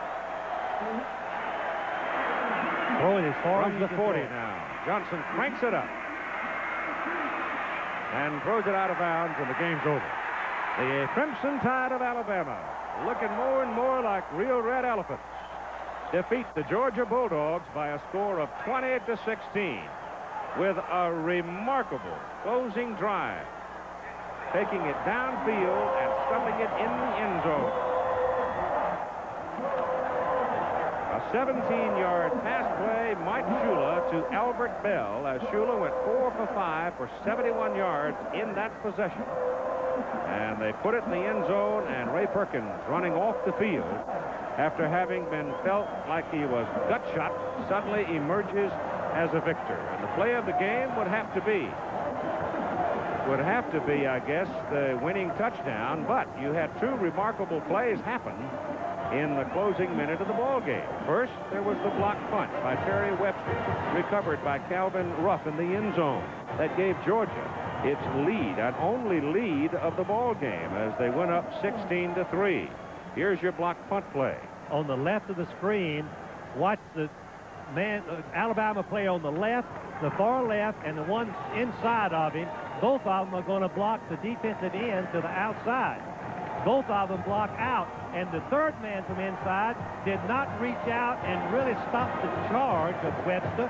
He comes through and makes a critical block, and they're trying to pick up the ball, and bounces into the end zone, and Ruff, number 86, recovers for the touchdown, which seemed like a virtual victory for Georgia. Only 30-some-odd seconds left to play. The Georgia team celebrated, got a 15-yard penalty, and had to kick off from their own 25. There's the rough recovery. But it was not to be for the Bulldogs. As Alabama came right back, they didn't handle that kickoff terribly well, even as short as it might have been. But here's the payoff of a remarkable drive as Mike Shula fires down the middle to newcomer Albert Bell, and Bell all alone canters into the end zone. He finished the night with 4 catches, 78 yards, and 2 touchdowns. And your Chevrolet play of the game, worth $1,000 from Chevrolet to the University of Alabama's General Scholarship Fund. Georgia's mistake here is trying to collision a person like Bell, who has such quickness, and not have a safety man backing up behind. If I was going to cover him all the way, I could not try to collision him and expect to cover him. This ABC Sports Exclusive brought to you by GMAC, the financial services people from General Motors. By the U.S. Army, a place to be all you can be. By the exceptionally smooth Michelob, where you're going, it's Michelob. And by Fram, the makers of Fram filters.